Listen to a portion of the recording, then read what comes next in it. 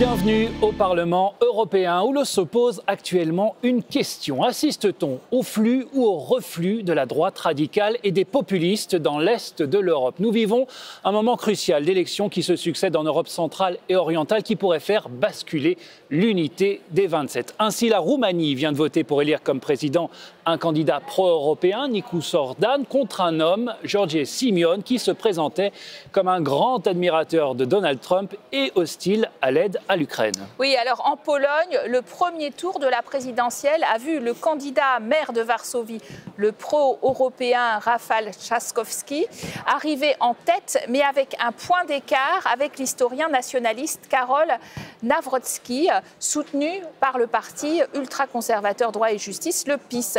Le second tour, le 1er juin, sera donc très disputé et arbitré d'ailleurs par un entrepreneur multimillionnaire du parti d'extrême droite Confédération. Alors, le Premier ministre actuel, Donald Tusk, et l'Union européenne s'inquiètent en cas de cohabitation dure avec le PiS d'un blocage de toutes les réformes visant à restaurer l'état de droit en Pologne. Autant d'élections qui posent une question. Le Premier ministre hongrois Viktor Orban pourrait-il se trouver bientôt des alliés pour ralentir l'aide à l'Ukraine alors qu'il était jusqu'ici isolé? On pense aussi à la Slovaquie du Premier ministre Robert Fico qui lui prête parfois main forte dans sa rhétorique pro-russe et anti-Union européenne. Pour en parler, nous recevons trois invités. Lubica Karvašová, bonjour. Eurodéputée slovaque, vous siégez au groupe Renew ici à Bruxelles, au centre de l'hémicycle. Mais votre Premier ministre, on vient de le dire, Robert Fico, était le seul dirigeant de l'Union européenne au défilé militaire de Poutine le 9 mai dernier. Avec nous aussi George Pipera, bonjour, eurodéputé roumain du groupe conservateur et réformiste à la droite de l'hémicycle. Vous souteniez le candidat Simion défait de justesse lors des élections en Roumanie. Et puis Chloé Ridel, bonjour, eurodéputée du groupe des socialistes et démocrates ici au Parlement. Chloé Ridel, vous connaissez bien cette Europe de l'Est. Est-ce que vous reconnaissez un moment de bascule, de vérité avec les élections déterminantes qui sont en train de se jouer ? Ça fait longtemps que ce moment de bascule, il s'opère parce qu'en Europe de l'Est, en Europe centrale et orientale, il y a des problématiques très particulières. Il y a eu ces dernières années beaucoup d'inflation. Pendant la crise inflationniste, nous, on a connu des taux d'inflation déjà élevés, par exemple en France, mais c'est sans commune mesure avec ce qu'ont connu des pays comme la Pologne, comme la Roumanie, comme la Bulgarie ou encore la Slovaquie, même la Hongrie. Et puis vous avez aussi une émigration très forte dans ces pays-là. En Roumanie, c'est moins 20% de la population qui a disparu, qui est partie en Europe de l'Ouest pour beaucoup depuis l'adhésion à l'Union européenne. Donc ça crée une forme d'angoisse de la disparition, une forme d'angoisse identitaire. Et il y a des politiciens qui viennent souffler sur ces braises-là. Donc je crois que la réalité... Il y a des peuples qui se tournent vers l'extrême droite de plus en plus. Il y a une gauche qui disparaît dans ces pays-là, même si en Roumanie, on voit bien que c'est un candidat démocrate et pro-européen qui a fini par l'emporter. Donc il ne faut pas non plus tout mettre dans le même sac. Mais moi, ce que je veux dire, c'est que le problème des pays d'Europe centrale et orientale, c'est une question sociale.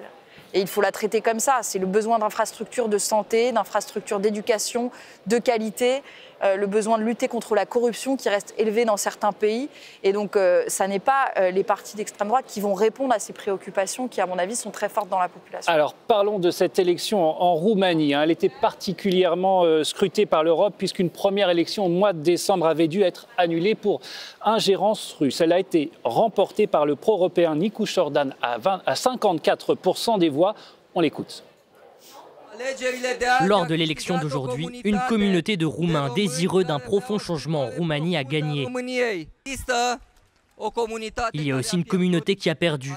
Une communauté qui est tellement indignée qu'elle croit que la solution pour la Roumanie est la révolution. Et il est de notre devoir de convaincre ces personnes.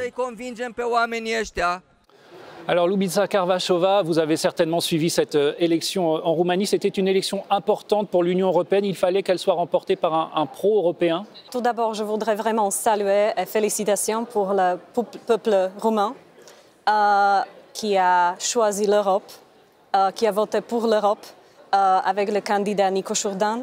On avait beaucoup d'échanges au sein de mon groupe Renew, aussi sur qu'est-ce qu'on attend des élections en Roumanie, parce que comme vous avez dit, c'est vrai que c'est très dangereux de voir des candidats populistes ou d'extrême droite vraiment essayant de tourner la page et de vraiment nous éloigner de l'Europe, des valeurs démocratiques, des valeurs de la liberté en Europe, ce qui nous tient vraiment au cœur.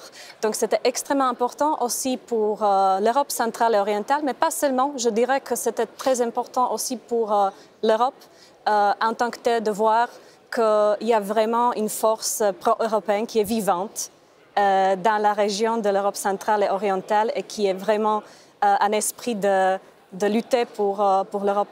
Donc, alors, Georg Pipera, vous souteniez l'autre candidat, Georges Simeon, qui d'ailleurs conteste le résultat de l'élection, alors que les scores sont assez tranchés, 54%, 46%. Vous ne croyez pas qu'il y a eu finalement un sursaut de participation, effectivement, comme le dit votre collègue, peut-être pro-Europe et pour l'aide à l'Ukraine aussi dont Georges Simeon avait dit qu'elle n'allait plus aider, peut-être même essayer d'avoir une grande Roumanie, enfin annexer une partie de roumanophones de l'Ukraine. Ça n'a pas inquiété, ça? On est européenne et aussi on est très lié des valeurs européennes. A priori, la légitimité du nouveau président de la Roumanie est indiscutable, mais il y a des soupçons. Deuxièmement, on parle maintenant d'environ 5,3 millions de personnes qui ont voté pour Georges Simeon, c'est-à-dire 46% de la population. C'est une portion très substantielle de la population votante. Ça veut dire que même si on est pour les valeurs européennes, il y a quelques préoccupations de la population sur la bureaucratie européenne, sur les échecs de la bureaucratie européenne, sur la corruption de la bureaucratie européenne. Et c'est pour ça parce que la population roumaine a voté pour Georges Simeon. La Roumanie est un des pays les plus corrompus d'Europe dans toutes les études de Transparency International. Oui, donc que vous pointez du doigt à Bruxelles, c'est un peu bizarre, non? C'est ça. Et on est contre cette tendance de rester la plus corrupte pays de l'Union européenne. Et quand on parle de 46% de la population votante, on ne peut pas être pour cette idée qui est complètement inadéquate de cordon sanitaire. On ne peut pas dire que 46% de la population est extrémiste parce qu'ils votent extrémiste. Ça veut dire que la population, dans une sorte un peu inhabituelle, a protesté contre ce qui se passe ici dans l'Union européenne. Parce que la guerre... Et l'Ukraine? L'Ukraine a joué? Oui, bien sûr. Il y a une très grande portion de la population roumaine qui ne veut pas continuer cette guerre parce que cette guerre n'a une fin et qui ne veut pas continuer à aider l'Ukraine pour se ruiner, pour se détruire. Alors Chloé Ridel, lors de la première élection présidentielle en Roumanie en décembre dernier, la Russie avait été accusée d'ingérence massive via le réseau social TikTok pour favoriser un candidat radical inconnu, à si bien que l'élection avait été annulée. Est-ce qu'on a eu raison d'annuler cette élection à l'époque? Je vous pose la question parce que ça a créé une forme de précédent et on voit qu'aujourd'hui, le candidat perdant ne reconnaît pas sa défaite. Cette élection en Roumanie, elle a été annulée sur des preuves. Il y a des documents qui ont été déclassifiés avant que la Cour constitutionnelle roumaine annonce qu'elle allait annuler l'élection parce qu'il y avait eu des déstabilisations majeures, des ingérences étrangères, russes en l'occurrence, sur TikTok avec un candidat qui a été porté par des faux comptes financés depuis l'étranger. Et il faut savoir qu'en Roumanie, vous avez la moitié de la population qui est sur TikTok. C'est un des pays de l'Union européenne où la population est le plus sur ce réseau social. Donc moi, j'aurais préféré qu'on n'ait pas eu besoin d'aller jusqu'à annuler cette élection et qu'on ait été capable de prévenir en amont l'ingérence et la déstabilisation. Parce que maintenant, on y est habitué. À chaque élection en Europe, vous avez des tentatives de déstabilisation, d'ingérence étrangère, de désinformation qui passent par les réseaux sociaux. Et on ne fait rien pour l'en empêcher, pour le prévenir, alors même que nous avons des lois européennes comme le Digital Services Act qui nous permettraient de le faire. Et on ne les applique pas. Monsieur Simeon, on ne peut pas faire une double standard parce que si on parle d'interférence, ingérence étrangère, on doit aussi voir les soupçons d'intervention du gouvernement et des services secrets français et aussi de la Moldavie. Alors les services secrets français qui nient évidemment. Ce qu'il appelle des soupçons d'ingérence, c'est un soutien peut-être de Valérie Ayé, qui était la chef du groupe Renew au candidat d'en face. Oui, je crois que ça se fait, assez régulièrement. Et pour ce qui est du reste des accusations, après, je crois que le ministère des Affaires étrangères français a rétabli la vérité. Et puis s'il y a une enquête, elle le prouvera. Moi, je n'ai pas d'inquiétude là-dessus. Alors passons quand même au chapitre qui nous intéresse aussi, très attendu par les Européens, la présidentielle en Pologne, avec deuxième tour, je le disais, le 1er juin, pays qui a été dirigé pendant 8 ans par le parti ultra-conservateur, le PiS, avec un bras de fer permanent avec Bruxelles pour sa remise en cause de l'indépendance de la justice et de l'état de droit. Il y a 1 an et demi, alternance avec l'arrivée au pouvoir donc, du pro-européen Donald Tusk, mais il risque à nouveau d'être en cohabitation très dure. Si le PiS gagne la présidence, ça aura un impact fort pour l'UE? Oui, comme vous avez dit, vraiment l'effort et les attentes des Polonais pour rétablir l'état de droit en Pologne, mais aussi la trajectoire pro-européenne et pro-démocratique a commencé vraiment avec les élections parlementaires qui ont lieu en octobre 2023. Et cette lutte est toujours, se continue. On est en train de continuer la lutte pour vraiment arriver aux promesses que ce gouvernement de Donald Tusk a données aux citoyens pendant son mandat. Donc, bien sûr que le président polonais a beaucoup de compétences. Il est extrêmement important pour vraiment prendre des décisions législatives. Soutien indéfectible à l'Ukraine, parce qu'on parlait du rôle de l'Ukraine. La Pologne de Donald Tusk, c'est oui, à l'Ukraine, on l'aide. Bien sûr, mais ce n'est pas que l'Ukraine, c'est une image un peu plus large qui est liée à vraiment de rétablir l'état de droit. Et pour ce spécifique objectif de ce gouvernement polonais, c'est extrêmement important d'avoir un président qui est en train de soutenir l'idée de l'établir l'état de droit et qui ne va pas lutter contre cet objectif. Donc c'est vraiment, on le voit de très proche, on le suit de très proche parce qu'il y a beaucoup d'influence en Europe centrale et orientale parmi les pays et parmi ce qui se passe dans la situation politique. Alors, György Pipera, le parti Droit et Justice en Pologne, siège avec vous ici au Parlement européen au sein du groupe des conservateurs et réformistes. Vous soutenez son candidat, Karol Nawrocki. Vous l'appelez à faire alliance avec l'extrême droite au second tour de l'élection pour faire la bascule et changer de politique sur l'Ukraine? Bon, je suis vice-président de ce groupe ICR et le titre d'extrémiste, c'est un titre faux. On est conservatoire. On est conservatoire et aussi... Je parlais du parti polonais en l'occurrence. Oui, le PiS est aussi un parti conservateur. Si on fait se taire les voix des élus, des peuples qui ont voté pour des extrémistes, ça veut dire faire se taire la voix. Les voix des citoyens. Maintenant, même en Pologne et aussi en Roumanie, les citoyens européens voient les valeurs européennes s'effacer. Et ça, c'est choquant. C'est très choquant d'avoir une Europe qui censure, qui pratique la censure de liberté de l'opinion. Et aussi, en quoi elle pratique la censure? L'Ukraine, ce n'est pas une solution pour ça.